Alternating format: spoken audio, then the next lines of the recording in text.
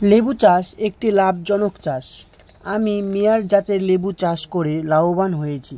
কৃষক বন্ধুরা, আপনারাও আমার মতো মেয়ার লেবুর চাষ করে লাভবান হতে পারেন।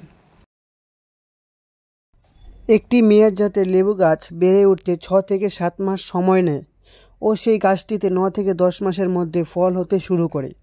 মেয়ার জাতের লেবু গাছে প্রচুর পরিমাণে লেবু হয়। একটি লেবু গাছে 10 থেকে 15টি করে লেবু হয়। মেয়ার জাতের লেবু গাছের প্রধান উপকরণ সার হচ্ছে গোবর সার।